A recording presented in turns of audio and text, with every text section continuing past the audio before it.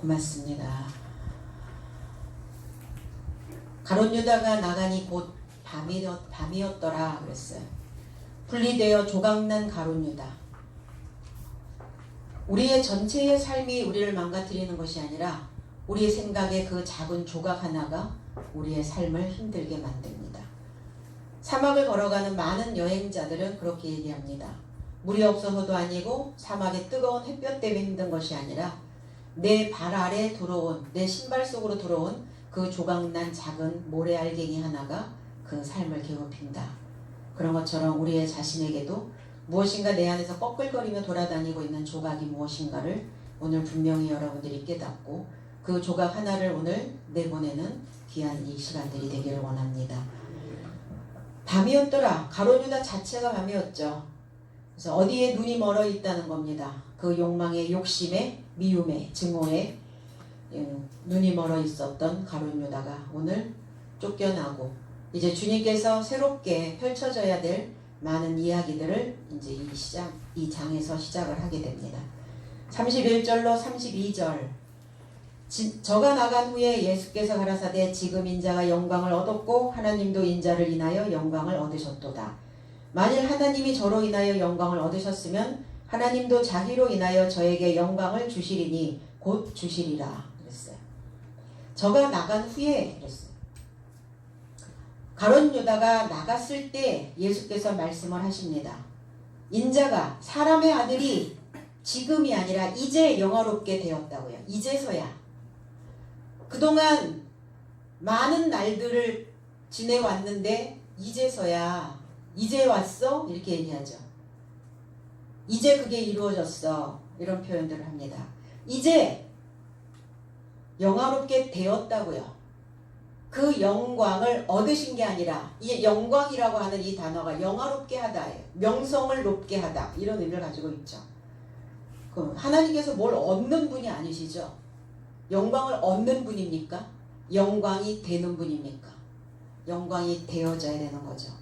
그럼 누구에 의하여 그 영광을 얻는 것이 아니라 영광이 되어진 사람에게 그 영광스러운 삶이 또 되는 겁니다. 그래서 분명한 믿음이 되어야 예수께 영광이 될 수 있죠. 내 안에 있는 가룟 유다를 제거하는 과정, 그 과정이 길었다는 거예요. 구약으로부터 창세기서부터 이제 이 사복음 안에 오는 그 시점까지 이제야 우리가 많은 신앙의 훈련을 받았는데 이제야 사람이 됐어. 이제야 좀 믿는 것 같아. 이제야 조금 크리스찬 같은 모습이 나타나기 시작한 거죠. 그래서 이제서 되었다는 것은 늦은 것이 아니죠. 시작이라는 겁니다. 우리는 늘 시작하는 그 삶에 준비되어져 있는 그 삶을 맞이하게 된다는 거죠. 이제 이 영광스러운 이 삶을 우리가 살아내기 위해서는 반드시 내 안에 가룟 유다를 제거하는 훈련 과정이 필요하다는 겁니다. 그러니까 이 영광은 중요한 임무고 명성을 떨치는 그러한 삶인데, 그런데 아무나에게, 초보적 신앙인에게 이 명성을, 이 위대한 영광을 맡길 수는 없죠. 그러니까 반드시 이 영화로운 삶이 되어지려면 훈련이 필요해요. 훈련을 거치지 않는 그 상태에서는 어떤 것도 중책을 맡길 수가 없기 때문입니다. 그래서 하나님을 영화롭게 하기 위한 훈련, 우리 스스로 어떤 훈련을 하고 있는가? 내 삶에서 일어나는 일은 일어나는 일, 그리고 내 안에 있는 신앙은 신앙, 따로 가지고 있지는 않죠. 바깥에서 무수히 많은 화살들이 우리의 마음에 꽂힙니다. 큰 일이든 작은 일이든 사소한 일에 사실은 우리의 마음의 심정들이 많이 상하게 되죠. 그러니까 그 사소한 일들이 내 안에 꽂혔을 때 과연 나는 이것을 어떻게 훈련 과정으로 변환해 갈 것인가? 우리는 생각해 봐야 되겠죠. 무거움입니다. 그래서 영광, 카베드, 무거움, 그리고 중요한 이런 의미를 가지고 있어요. 역대하 10장 11절에 내 아버지가 너희에게 무거운 멍에를 매게 하였으나 이제 나는 너희의 멍에를 더욱 무겁게 할지라. 내 아버지는 가죽 채찍으로 너희를 치셨으나 나는 정갈 채찍으로 하리라 하소서 하더라 이랬어요. 솔로몬 왕이 죽고 그 아들 르호보암이 왕이 되었을 때의 일입니다. 거기에 이제 노 신하들은, 나이 먹은 신하들은 이제 솔로몬 왕 때 너무나 우리가 무거운 짐을 졌습니다. 너무 중요한 임무에 우리 모두가 다, 백성들 모두가 다 지쳐버렸습니다. 그러니까 당신이 왕이 됐으니까 이제 그 짐을 좀 가볍게 해주십시오. 이렇게 얘기를 합니다. 그런데 오히려 한 수를 더 뜨죠. 르호보암은. 내 아버지가 너희들을 무겁게 하긴 했으나 난 너희들에게 더 무겁게 하겠다. 더 무거움. 그리고 너희들을 아버지는 채찍으로, 가죽 채찍으로 쳤으나 나는 너희들에게 정갈 채찍으로 치리라. 이렇게 얘기합니다. 르호보암이라고 하는 이 의미는 백성이 넓게 했다. 백성을 반성하게 하다. 이런 의미를 가지고 있어요. 그러니까 인생에게 어떠한 무거움이 주어지면 어때요? 반성이 되나요? 반성이 되진 않죠. 억울해지죠. 내가 무엇인가 무거운 것들이 내 안에 얹혀지면 내 안에 무거운 것들이 얹혀졌는데 이것을 내가 감당하고 있는가 감당하지 못하는가 자기를 돌아보는 시간이 아니라 억울해지기 시작해요. 근데 르호보암은 이 영화로운 삶을, 이 영광을 하나님께 돌리지 아니하고 자기의 영광을 위해서 살아간 거죠. 자기의 영광을 드러내기를 원한 겁니다. 자기가 영화롭게 되어지기를 원했던 거예요. 그래서 이 르호보암 때 이스라엘이 쪼개집니다. 남유다와 북이스라엘. 그래서 이 르호보암은 두 지파만 이 르호보암으로 가고 10지파는 여호보암이라고 하는 그 초대 왕을 세워서 그들에게 갑니다. 그러니까 왕으로서의 어떤 자질이나 중요한 임무를 맡기기에는 역부족이었다는 거예요. 내가 빛나기를 원하는, 내가 영화롭게 되어지기를 원하는. 그래서 정갈 채찍이라는 것은 뭐냐면 그 채찍 끝에다가 그 철퇴로 매듭을 묶습니다. 그럼 어때요? 그 철퇴를 한번 탁 치면 이게 살찜이 그 매듭 지어져 있는 그 부분마다 다 살찜이 다 뜯겨져 나가는 거예요. 이게 정갈채찍이라고 얘기를 합니다. 물어뜯는 거죠. 결국은 솔로몬 때에 하나님의 전을 지었죠. 그래서 하나님의 전을 지으면서 그들은 많은 것들을 거기다 쏟아냈을 거란 말입니다. 그만큼 하나님의 성전을 지어가는 그 과정이 중요하다는 거예요.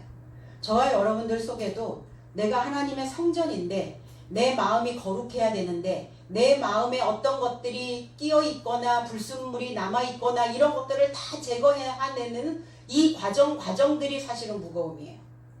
그런데 이것이 다 제거되어지고 나면 우리는 영화로운 삶을 살아낼 수가 있다는 겁니다. 내가 영화로운 삶이 되었을 때 하나님께도 영화로운 삶이 된 나의 삶을 드리게 되는 것이죠. 그래서 이렇게 쪼개지는 이러한 삶이 그들에게 있었다는 거예요. 시편 38편 3절로 4절에도 주의 진노로 말미암아 내 살에 성한 곳이 없사오며 나의 죄로 말미암아 내 뼈에 평안함이 없나이다. 내 죄악이 내 머리에 넘쳐서 무거운 짐 같으니 내게 무겁습니다. 그리고 내가 감당할 수 없습니다. 이랬어요. 구약에서는 구약적 사고를 가지고서는 나의 본래의 성질을 가지고 있어서는 이 무거움을 감당하지 못합니다. 이 중요한 임무죠. 누구를 살리고 누구를 보호하고 무엇인가를 내 테두리 안에서 내가 그것을 지키고 유지하고 간다는 것 자체가 사실은 무거움이에요. 이러한 중요한 임무를 맡기기에는 구약적 사고, 옛 사고, 자기의 어떤 본성적인 그 상태에서는 이걸 맡길 수가 없다는 거예요. 그러니까 구약에서는 어때요? 다윗의 그 간청도, 강구도 뭐였어요? 내가 이 무거운 짐을 지금 맡았습니다. 내 죄악이 내 뼈를 누르고 있습니다. 내가 감당할 수 없을 만큼 이 삶이 내게는 무거움으로 옵니다. 우리가 신앙생활을 하는 것도 무거움이에요. 그렇지 않나요? 중요한, 내가 무엇인가 중요한 임무, 중요한 사람이 되어지기 위해서, 내가 어디에든 핵심 인물이 되어지기 위하여 나는 무엇인가를 배우고 본받아야 되는, 그리고 그 지혜를, 그리고 그 지식을 내 안에 또 다시 넣어야 되는 그러한 2차원적인 사고의 체계를 만들어야 되는 과정이기 때문에 신앙생활을 하는 것, 이것 자체가 무거움이에요. 그런데 이것을 감당하고 있는 사람들은 그들의 삶이 영화롭게 되어진다는 겁니다. 왜? 그 삶의 무게를 감당하고 있는 자를 보면 존경스럽잖아요. 참 힘들 텐데, 참 어려울 텐데 그 무게를 잘 감당하고 있구나. 그러니까 이토록 이 무게를 감당할 수 없을 만큼, 이 죄악으로부터 감당할 수 없을 만큼 힘들었던 인생들을 그리스도 예수께서 이 죄악으로부터 우리를 건져내셨으니 우리는 그 다음에 뭐 해야 됩니까? 보답해야죠. 그 은혜를 갚아야 된다는 겁니다. 그럼 우리가 하나님께 그 은혜를 어떻게 갚는가? 내가 중요한 임무를 맡은, 중임을 맡은 자로서 그 직책을 감당하고 가는 것이, 이것이 하나님께 은혜를 갚는 비결이라는 거예요. 그리고 은혜를 갚을 수 있는 것은 뭐냐? 새로워지는 겁니다. 새롭게 태어나는 거예요.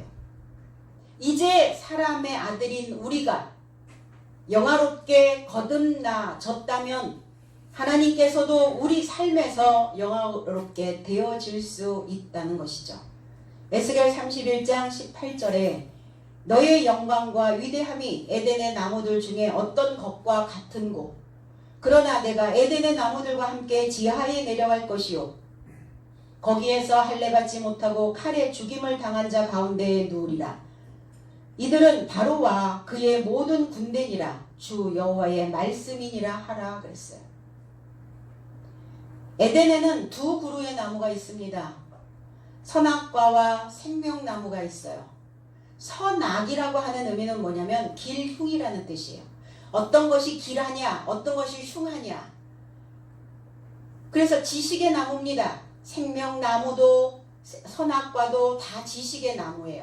그런데 우리는 어떤 지식을 추구하고 갈 것이냐? 나를 살려낼 수 있는 지식인가? 아니면 늘 우리 머릿속에서 손익을 계산하고 있는, 기륭을 점치고 있는 그 지식을 추구하며 갈 것인가? 무엇인가 우리 안에 조금 손해보는 듯한 느낌이 훅 들어오면 어때요? 마음이 힘들어지기 시작하죠. 그게 바로 기륭의 지식으로 내 삶을 메꿔가는 겁니다. 그럼 어떤 나무냐? 에덴의 나무들 중에 너는 어떤 것과 같다고 생각하느냐? 살아있는 말씀으로 내 자신의 삶을 들여다보고 내 안에 무거움이 던져졌을 때 이 무거움으로 인하여 내가 하나님께 영화로운 삶이 되어질 수 있다라고 생각하는지, 아니면 그 무거움으로 인하여 내가 손해보고 있다라고 하는 손익을 계산하는 기륭을 점치고 있는 그 나무가 되어져 있는지 우리는 한번 생각해 봐야 된다는 겁니다.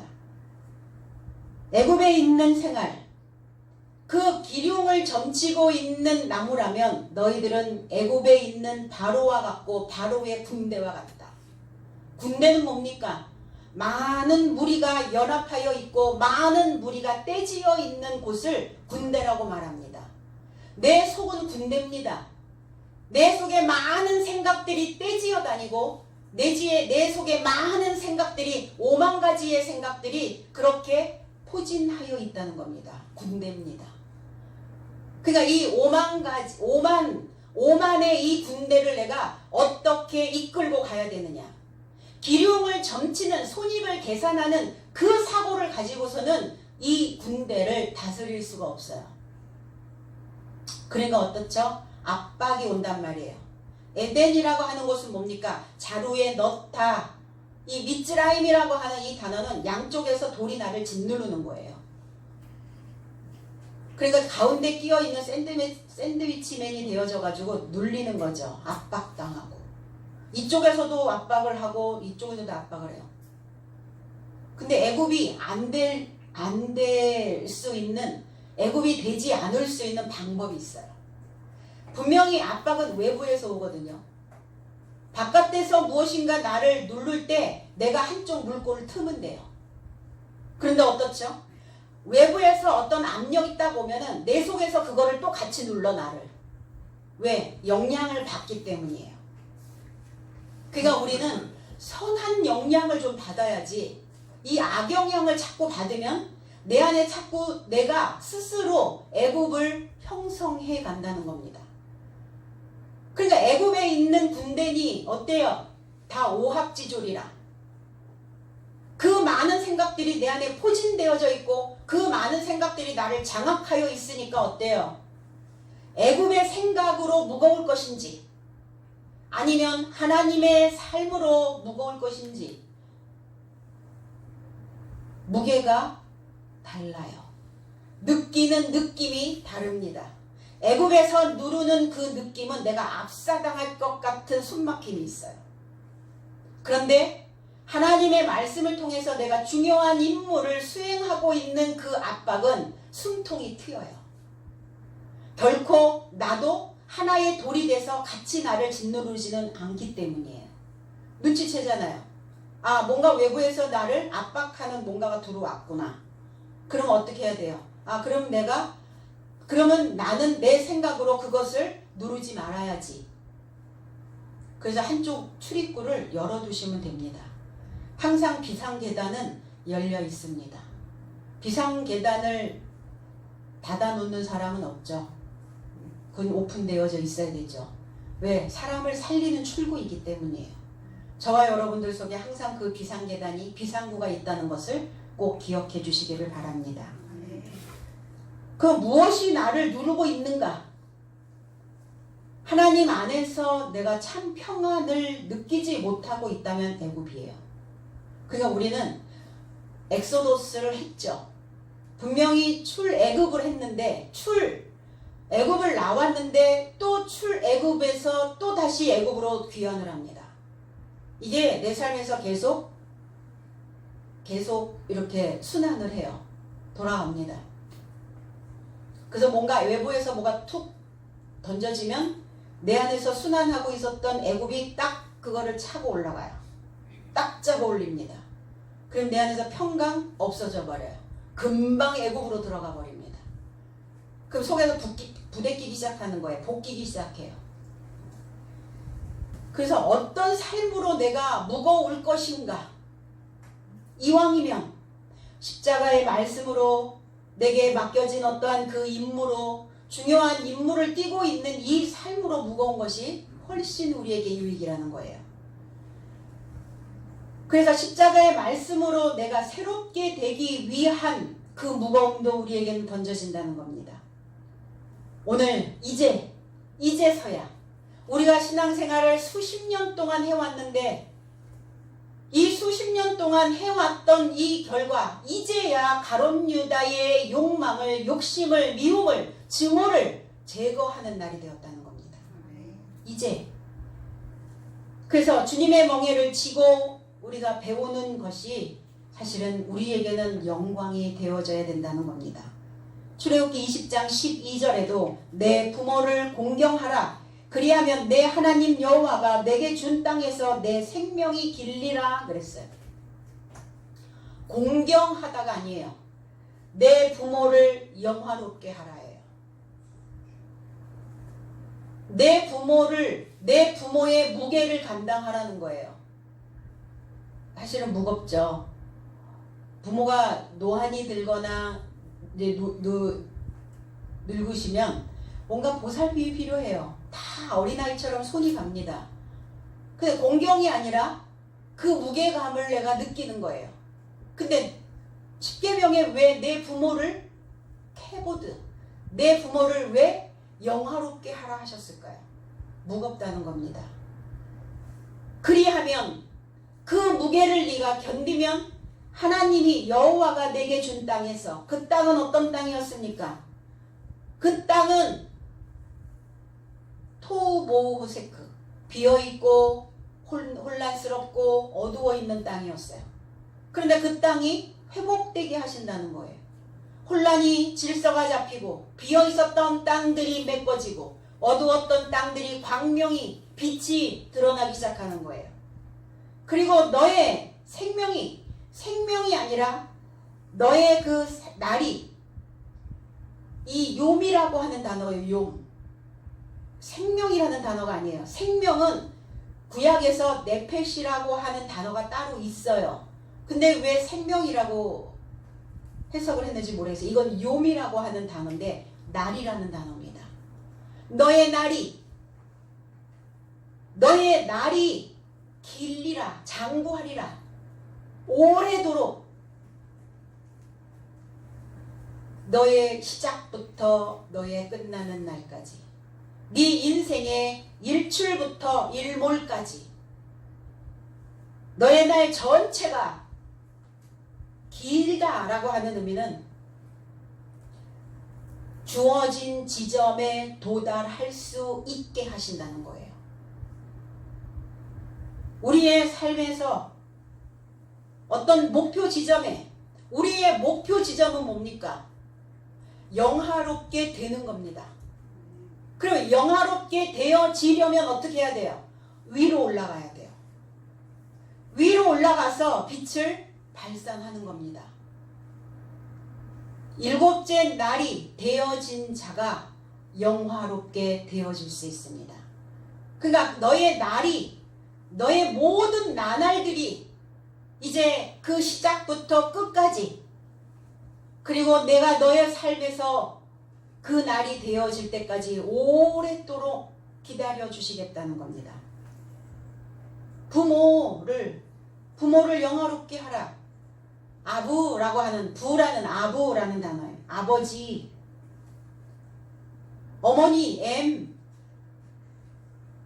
그래서 나의 육신의 부모도 내가 영화롭게 하려면 어떻게 해야 돼요? 그 무게를 감당하고 가야 되는 것처럼 내가 나의 영적인 하나님, 그리스도, 성부와 성자와 성령, 이 삼위일체가 되어진다는 것 자체가 사실은 우리에게는 영화예요. 이 무거움입니다. 그러니까 그것이 되어지기 위하여 우리는 그 모든 완성된 삶을 우리는 지향하고 가게 되는 것입니다. 의로운 자가 되어져야만 또 영화롭게 되어질 수 있다는 거예요. 하나님이 이런 삶 안에서, 이렇게 되어진 삶 안에서 영화롭게 됐다면 하나님 자신 안에서 저가 누굽니까? 사람의 아들을, 인자를 영화롭게 하실 것입니다. 영광 자체가 되어지는 거예요.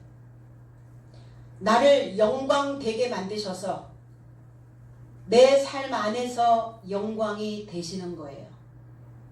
내가 영광이 되어져야, 내가 중요한 임무를 가지고 수행을 해야, 내가 그 무거움을 감당하고 갈 수 있어야 하나님은 내 안에서 영광이 되시는 거예요. 영광을 돌려드린다 이렇게 표현하죠. 영광을 돌리는 게 아닙니다. 영광을 얻는 것도 아니에요. 영광이 되는 겁니다. 그래서 그들을 로마서 8장 30절에도 또 미리 예정하신 그들을 또한 부르신 그들을 또한 의롭다 하시고 의롭다 하신 그들을 또한 영화롭게 하셨느니라. 우리를 왜 이 자리에 초청하셨을까? 나를 왜 신앙 안에 초청하셨을까? 나를 왜 이 말씀 안에 초청하셨을까? 우리를 영화롭게 하시려고요. 나의 삶의 모양이 하나님의 지식으로 내 안에 형체를 만들어내야 된다는 거예요. 내 속에 하나님의 형체를 만들었을 때 우리는 의롭게 되어지고, 의롭게 되어진 그 삶에서 나오는 그 영화가 하나님에게 영화로운 삶이 되는 것입니다. 그러니 이 지식으로, 말씀을 듣는 이 지식으로 깨달아서 우리가 그 지점에 도달할 때까지, 내가 영화로운 삶이 되어질 때까지, 내가 일곱째 날에 사도로서 열매가 수확되어지는 그 시점까지 하나님은 나를 인내해 주신다는 거예요. 그럼 저와 여러분도 내가 그 시간까지 그 나날들을 가는 그 날까지 나도 나를 기다려줘야 된다는 거예요. 나도 나 자신에게 인내할 수 있어야 되는 겁니다. 그러니까 하나님께서 오래 기다려주신다 그러니까 세월 다 까먹죠. 세월아 내월아 그렇게 흐르면 안 된다는 겁니다. 세월이 유수와 같다 이렇게 얘기를 해요. 그리고 유수와 같다 물과 같이 흐른다고 해서 그 물을 그냥 막 흘려보냅니까? 아니죠. 물처럼 그 세월들을 흘려보내지 말고 그 물을 흘러가는 그 생각들을 흘러가는 그 유수와 같이 흘러가는 그 물들을 깨닫기 위해서 나의 시간과 나의 열정과 나의 가르침과 나의 교훈이 내 안에서 다 같이 퍼올려져야 된다는 겁니다. 그러니까 아무 의미 없이 유수와 같이 흘러가는 자가 있고 그 흘러가는 물 속에 어떤 의미를 담고 흘러가는 자들이 있다는 겁니다. 내 삶에 어떤 의미가 있는가? 나는 그저 오늘 일어났으니 이렇게 저렇게 그냥 하루 유수와 같이 흘러가 볼까라고 생각하는가? 아니면 오늘 나의 삶에 어떤 의미를 다시 부여하여 오늘 내 삶을 새롭게 다시 또 복원하고 또 보존하고 또 다시 만들어가는 그러한 삶이기를 원하는가? 그래서 오늘 우리에게 다시 주어진 이제서야 주어져 있는 이 평강과 이제야 주어져 있는 이 중요한 임무를 수행할 수 있는 이 영화로운 삶이 오늘 그 삶이 함께 흘러가는 귀한 날들이 되어지기를 원합니다. 33절로 34절 소자들아 내가 아직 잠시 너희와 함께 있겠노라. 너희가 나를 찾을 터이나 그러나 일찍 내가 유대인들에게 너희는 나의 가는 곳에 올 수 없다고 말한 것과 같이 지금 너희에게도 이르노라. 새 계명을 너희에게 주노니 서로 사랑하라. 내가 너희를 사랑한 것 같이 너희도 서로 사랑하라 그랬어요. 하나님이 영광이 되어지시고 그리스도 예수가 영화로운 삶이 되어지셨어요. 그 영화로운 삶이 되어지신 다음에 주님은 어딘가를 가신다고 이렇게 말합니다. 내가 이제 인생들에게로부터 탈출, 인생과 얽혀서 있었던 그 삶으로부터 잠시 나는 분리되어질 것이다. 그런데 그것이 무슨 말인지 잘 모르죠. 오늘 또 말씀하셨고 이미 요한복음 8장에서 또 언급을 한번 하시긴 하셨어요. 그런데 소자들아 이렇게 얘기해요. 소자가 아닙니다. 자녀들아, 테크니온이라는 단어예요. 자녀들아, 자녀 삶이요 이렇게 얘기합니다. 우리는 다 하나님의 자녀라고 얘기합니다. 하나님을 믿는 자들은 모두가 다 하나님의 자녀라고 얘기하나요? 과연 그런가? 우리는 다 자녀인가? 누가 자녀인가? 나아진 자가 자녀죠. 하나님의 말씀으로 내 생각이 새롭게 나아진 자만이 자녀입니다. 그러면 어떻게 낳는가? 나를 낳아야 되는데 어떻게 낳아요? 갈라디아서 4장 28절에는 형제들아 너희는 이삭과 같이 약속의 자녀라 그랬어요. 약속 에판겔리아. 약속의 자녀가 아니라 분배 관계에 얽혀 있다고요. 분배할 수 있는 그 자녀의 삶으로 연결되어져 있다고요. 에판겔리아라고 하는 이 의미는 분배의 관계, 그리고 앙겔로스라고 하는 이 단어는 소식을 가져오다라는 의미를 가지고 있어요. 분배의 관계로 소식을 가진 자녀라는 거예요. 그러니까 어느 한쪽에서 일방적으로 주는 걸 원하시지 않아요. 하나님도. 내가 너희한테 줬다면 너희도 나한테 줘야 된다는 거예요. 분배, 서로 나누는 관계의 자녀라는 거예요. 뭘 나눠야 되는가? 소식이요. 좋은 소식을 나누는 복음의 말씀이 되어진 자, 복음의 말씀을 분배해 줄 수 있는 자를 자녀라고 말하는 거예요. 그러니까 이 복음을 분배해 줄 수 없다면 하나님의 자녀가 아니에요. 하나님의 이름만 들어가면 복음인가요? 하나님의 이름만 들어가면 소식입니까? 아니죠. 소식 안에는 어떤 내용을 확인할 수 있는 그 내용이 어떠한 뜻을 담고 있는지 알아야 되는 거죠. 이 말씀이 66권이 소식인데 그런데 글자는 있는데 뜻을 모르면 그건 복음이 될 수가 없다는 거예요. 그거는 안겔로스가 될 수 없다는 거예요. 에판겔리아가 될 수 없다는 겁니다. 그래서 자녀된 자는 복음을 분배해주는 자다. 자, 자녀들에게는 무엇이 주어집니까? 상속권이 주어져요. 자녀들에게만 상속을 하시죠. 그러면 우리가 받은 상속은 뭘 상속받는다는 말인가? 하나님에게. 돈? 이 땅에서 잘 먹고 잘 살 수 있는 어떤 부? 그게 아니라 복음을 상속받는 거예요. 하나님의 소식을 우리는 상속받는 겁니다. 그러면 이 유앙겔리온, 이 좋은 소식을 분배받았으니까 우리는 이 좋은 소식을 가르치는 자가 되어져야죠. 가르치는 자, 분배하여 주는 자가 자녀. 그러면 이 자녀는 어떤 삶을 사는가? 그 복음으로 인하여 새롭게 낳게 되어진다는 거예요. 복음으로 낳는 겁니다. 새로운 소식으로 낳는 겁니다. 새로운 메시지로 내 생각이 낳게 되어지는 거예요. 그래서 마인드가 바뀌는 것을 우리는 나아졌다라고 표현합니다. 마음이 달라지는 것을, 마음가짐이 바뀌는 것을 우리는 나았다라고 그렇게 표현하는 겁니다. 지금은 너의 삶과 결합되어 있으나 그러나 너의 삶이 나를 찾을 것이다. 그러나 내가 가는 곳에 오는 것이 지금은 불가능하다. 유대인 삶에게도 물러가는 곳에 오는 것이 불가능하다고 너의 삶에게 지금 말한다 이렇게 얘기했어요.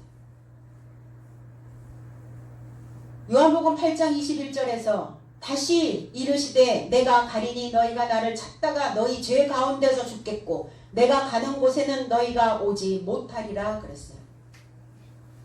어디로 가신단 말입니까? 어디로 가시길래 지구를 떠난다는 말씀입니까? 어디를 가시길래 지금은 너희들이 나 있는 곳에 올 수 없다라고 말씀하실까요? 주님이 가신 곳이 어디입니까? 아버지가 계신 곳이죠. 아버지께 간 거죠. 아버지가 어디 계십니까? 하늘나라에 계시는 거죠. 하늘나라가 어디 있죠? 아, 대기권 저기 밖에 어디 하늘? 아니죠. 하늘나라는 너희 마음 안에 있느니라. 너의 마음 안에 하늘나라가 있는데 아버지가 계시는데 아직은 너희들의 상태를 보니까 아직 그 하늘나라에 올 수 있는 상황이 아니야. 아직 훈련 좀 더 받아야 해. 아직 그 무게감을 견딜 수 있을 만큼, 지탱할 수 있을 만큼 너희들 더 견고해져야 된다, 그 믿음이. 그러니까 그 상태로는 나 있는 곳에 이르를 수가 없다. 나 있는 곳에 올 수가 없어. 지금 제자들의 상태가 어떻습니까? 유대인들의 상태가 어때요? 구약적 사고거든요. 다섯째 날에 구약적 사고의 본래의 자기의 성질에 머물러 있단 말이에요. 그러니까 그 성향으로는 아직 이르지 못해. 올 수가 없어. 지금 그 표현을 하시는 거예요. 그럼 내 마음 안에 하늘나라가 있기 때문에 내 안에 하늘나라가 임하면 어떤 상황이 벌어질까요? 하늘은 어떻게 임합니까? 하나님의 말씀으로 임하는 거죠. 그럼 하나님의 말씀으로 임하면 내가 옛날에 살았던 그 나라는 패망해야 돼요. 나의 나라는 이제 망해야 되고 이제 하나님의 나라가 내 안에 재건되어져야 된다는 거예요. 그러니까 뭐에서 일어나는 일입니까? 우리의 생각에서 일어나는 일들이라는 거예요. 내 마음 안에서 내 속에서 일어나는 일들이에요. 속에서 일어나는 일 때문에 힘들잖아요. 밖에 보이는 일은 그냥 피하면 안 하면 거절하면 돼요. 그런데 그 일이 내 속으로 들어와서 내 속을 힘들게 한단 말이에요. 그러니까 하나님의 나라가 임하기 전의 단계는 어떤 단계냐? 하나님의 나라가 그냥 훅 치고 들어오진 않거든요. 먼저 뭘 하세요? 먼저 법을 줍니다. 그 법으로 내가 지금 지키고 보존하고 그 나라에서 살고 있었던 그 법으로 살고 있었던 그 나라는 죽어야 돼요. 그 나라가 죽으면 그 다음에 이제 하늘나라가 내 안에 재건되어지는 거죠. 건축되어지는 것입니다. 그래서 내 마음 안에서 나의 옛 나라는 죽고 새로운 나라가 생기면서 나는 죽고 내 마음 안에서 그리스도 예수는 일으킴을 받는 겁니다. 인자라고 말하죠. 사람의 아들. 그러면 저와 여러분들도 다 사람의 아들이에요. 그럼 겉모양이 사람의 아들이라고 다 사람의 아들인가? 아니죠. 속이 반듯해야 해요. 우리를 통해서 그래서 속이 반듯한 하늘 나라가 임하여 있는 하늘의 법이 하늘의 말씀이 내 안에 세워져 있는 그 자를 통해서 영화롭게 되시는 겁니다. 아멘. 어렵나요? 어렵죠. 근데 쉽고 가볍게 살면 어때요? 사람이 무게감이 없다 이렇게 표현하잖아요. 중심을 못 잡습니다. 그래서 어떤 일이 훅 내 안에 툭 던져지면 중심을 잡을 수 있는 사람은 그 문제들을 내가 딱 붙잡아요. 그런데 던져지면 중심이 없이 흔들리는 사람들은 그 던져진 생각으로 인하여 흔들려 버립니다. 그냥 다 자체가 흔들려 버려요.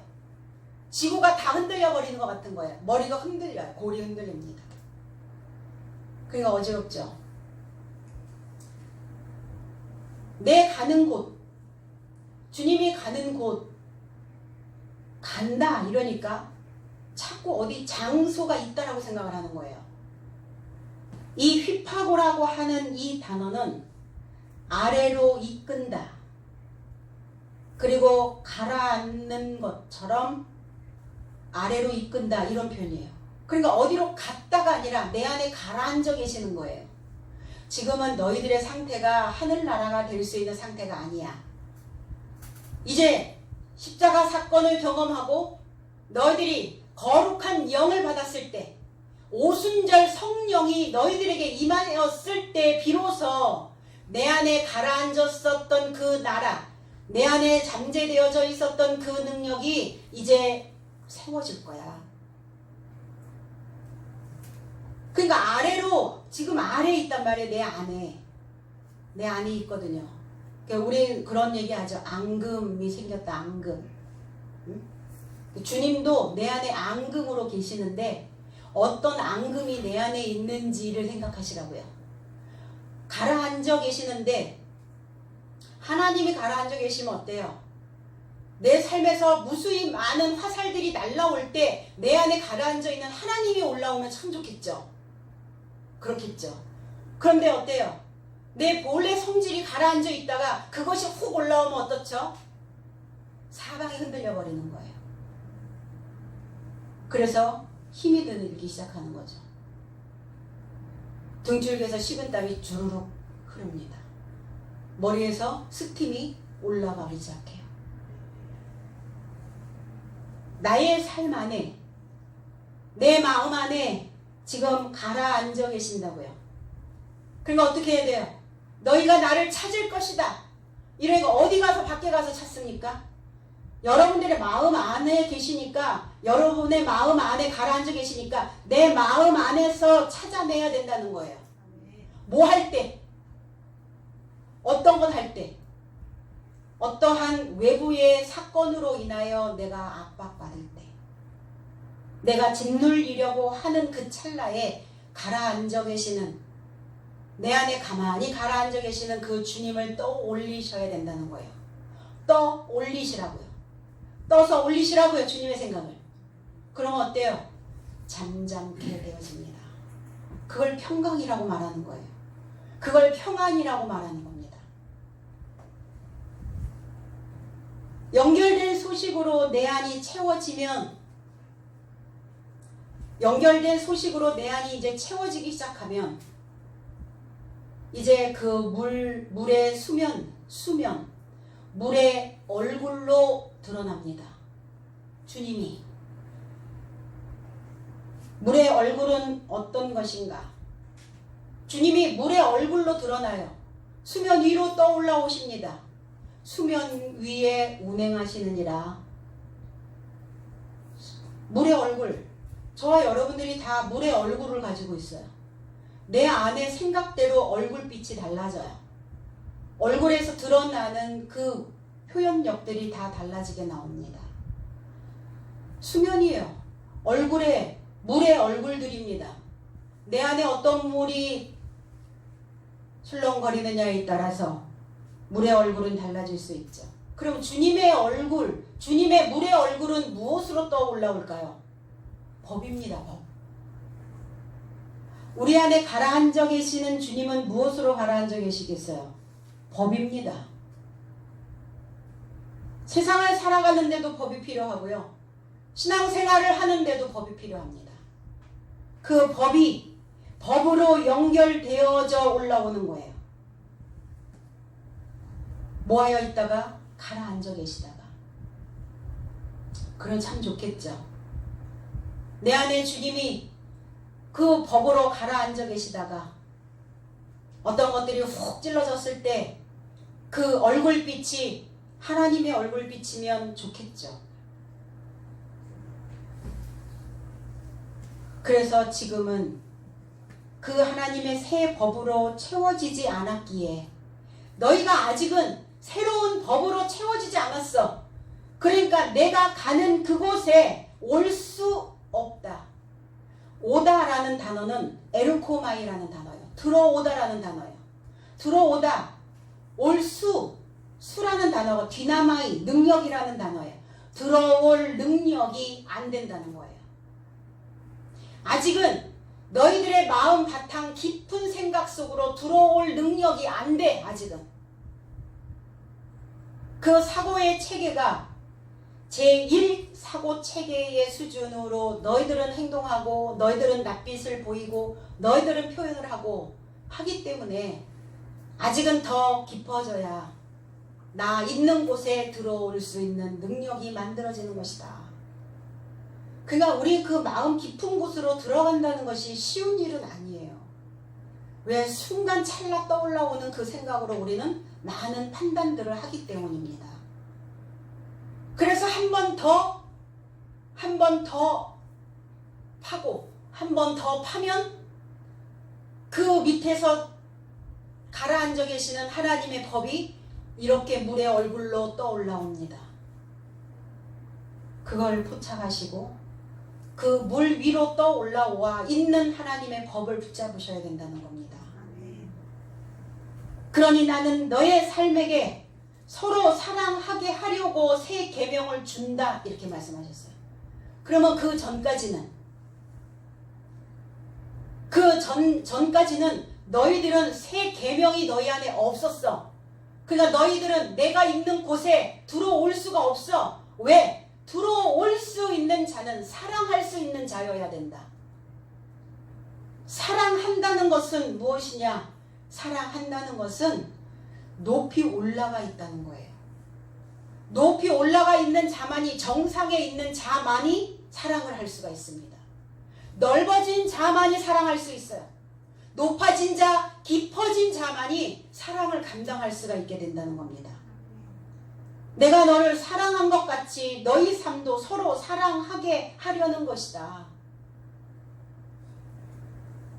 그러면 옛 계명이 따로 새 계명이 따로. 옛 계명은 어때요? 구약에서 하나님을 사랑하라 였고 주님의 새 계명은 서로 사랑하라. 하나님도 사랑하고 사람도 사랑하고. 하나님을 사랑한다는 것은 2000년 전에 6000년 전에 역사 속에 계시는 그 하나님이 아니라 지금 내 삶과 지금 이제 내 안에 계시는 그 하나님을 사랑하라는 거예요. 그래서 자신을 사랑하는 자만이 남을 사랑할 수 있다라는 표현은 뭐예요? 결국은 그 말을 돌려서 이야기하면 하나님을 사랑하는 자여야만이 자신을 사랑할 수 있고 자신을 사랑하는 자만이 이웃을 서로를 사랑할 수 있게 된다는 겁니다. 생각이 바닥에 있으면 사랑을 못해요. 좋아는 해요. 좋아는 해줄 수 있어. 어떨 때? 나 좋을 때. 나도 좋을 때 저 사람을 좋게 해줄 수 있어요. 그런데 사랑은 좋을 때나 나쁠 때나 할 수 있는 것을 사랑이라고 말합니다. 옛 계명을 깨달아. 그래서 구약에 있는 구전되어져 있는 그 메시지를 주님은 새 버전으로 계속 말씀하셨거든요. 새 계명으로 새로운 말씀으로 입혀주신 거예요. 그러니까 옛 계명을 내가 깨달아서 실천하면 새 계명으로 바뀌는 거예요. 내가 옛 계명으로는 사랑할 수가 없기 때문이에요. 새롭다라는 것은 새롭다. 새로운 게 있나요?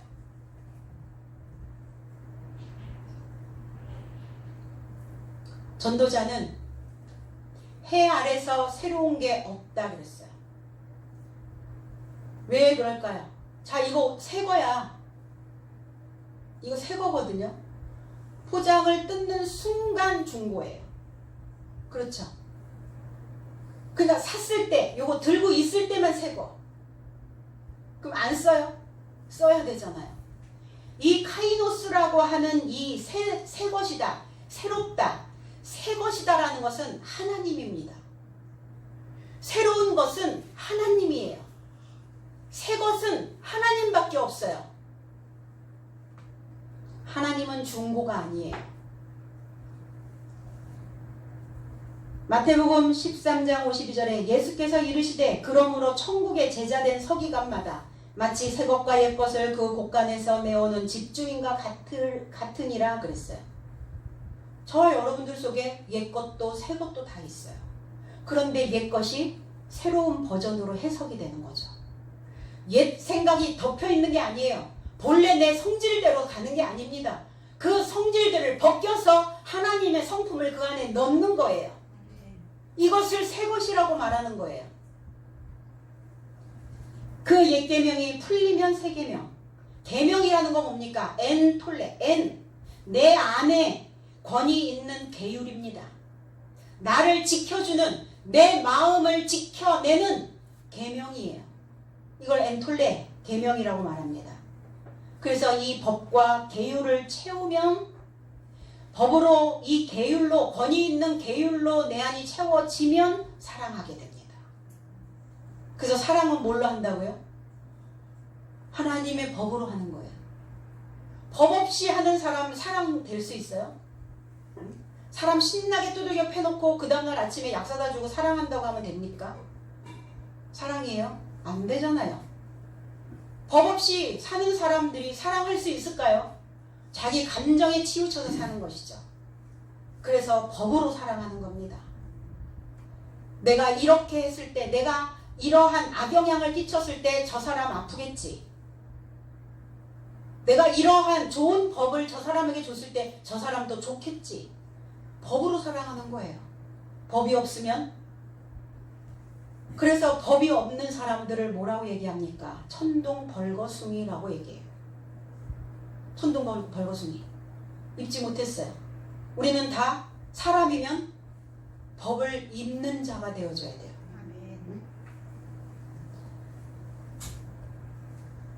그래서 영어의 new라고 하는 단어와 헬라어에서 카이노스라고 하는 단어는 차이가 많아요. 영어의 new가 아니라는 거예요. 이 헬라어에서 카이노스. 그래서 변하지 않는다는 거예요. 불변이라는 거예요. 그러기 때문에 진리입니다. 그래서 하나님은 진리라는 거예요. 내 안에서 저와 여러분들 속에서 가롯 유다가 나가면 새 것이 됩니다. 오늘 그 성품이 하나님의 성품으로 변환되어지면 새 것이 되는 거예요. 하나님의 마음이 되어져야 사랑한다는 겁니다. 가롯 유다가 빠져나간 그 마음은 하나님이에요. 이제야 됐다. 이제야. 내가 얼마나 기다렸는지 알아? 이제야 가롯 유다가 나가고 이제야 하나님의 마음이 되었어. 그 하혜와 같은 마음, 굽어보는 마음, 배려하는 마음, 깊고 넓게 높게, 그래서 많은 사람들을, 그 형제들을 굽어볼 수 있는, 봐줄 수 있는, 품어줄 수 있는, 서로 사랑할 수 있는 그 마음이 내 안에 들어오는 겁니다. 사랑돼요, 사랑? 나를 열받게 하는데 사랑이 됩니까? 그래서 사랑 타령들은 많이 하는데 사람들은 그건 사랑이 아니라 라이크죠. 좋아하는 거예요. 사랑하는데 왜 헤어집니까? 사랑하는데 왜 미워해요? 사랑하는데 왜 증오심이 올라옵니까? 그건 사랑이 아니에요. 내 감정에 좋았을 뿐이에요. 신의 경지입니다. 사랑을 한다는 것은 신의 경지에 있게 되는 거예요. 신의 수가 되어져야 사랑할 수 있는 힘이 생깁니다. 그래서 새 계명으로 사랑했다면 누구를? 나를. 새로운 계명으로 자신을 사랑했다면 내 입에서 나가는 말이, 나의 행동이, 나의 태도가, 내 낯빛이, 나의 마음 씀씀이가 분명 달라져 있어야 됩니다. 그 새 계명으로 나를 사랑하지 못하고 있으니까 달라지지 않는 거예요. 뭐부터 달라져야 되는데? 마음 씀씀이. 전 여러분들에게 너무 감사합니다. 이 작은 부대가 모여서, 소수정예 부대가 모여서 명절에 서로 나누고 서로 분배해주고 그 마음 씀씀이들이 너무 이쁜 거예요. 아침에도 고구마 한 박스, 도라지 한 박스, 이것저것 챙기느라고, 서로를 챙기느라고 서로 무엇인가 내가 가지고 있는 무엇인가 보탬이 될까 하여 돌아보는 거예요. 이 마음 씀씀이가 달라진다는 거예요. 뭐 하면? 내 안에 새 계명이 들어오면. 그래서 사랑을 서로 사랑하라. 서로. 짝사랑 말고 서로. 하나님도 우리에게 무한 사랑 말고 서로 사랑하라. 주님과 내가, 하나님과 내가 성도와 서로. 근데 이 서로라고 하는 이 알렐론이라고 하는 이 단어에 그 밖에 다른 많은 사람도 이렇게 되어 있어요. 그 밖에 많은, 그 밖에 다른. 근데 우리는 사랑 이러면 어때요? 그 밖에 다른 사람들을 사랑할 수 없죠. 나하고 다른 사람들을 사랑할 수가 없잖아요. 나하고 비슷하거나 나하고 같은 사람들을 우리는 사랑하기를 원하죠. 달라도 너무 달라져 사람하고는. 그 사람을 사랑할 수가 없잖아요. 그런데 서로라는 단어에 그 밖에 다른 많은 사람도 사랑하라는 거예요. 그래서 우리의 마음에 다시 내려지지 않도록, 선입견을 받지 않도록 우리는 서로 사랑해야 됩니다. 그 새 계명으로 살아가는 자가 일곱째 날에 우뚝 선 그러한 삶이 되어진다는 겁니다. 35절, 너희가 서로 사랑하면 이로써 모든 사람이 너희가 내 제자인 줄 알리라. 사랑, 아가파오. 그럼 우리가 배웠어. 너 나보다 더 배웠잖아. 나보다 먼저 배웠잖아. 그럼 먼저 배운 제자는 뭐 하라는 거예요? 사랑하라는 거예요. 배운 증거를 내놓으라는 거예요.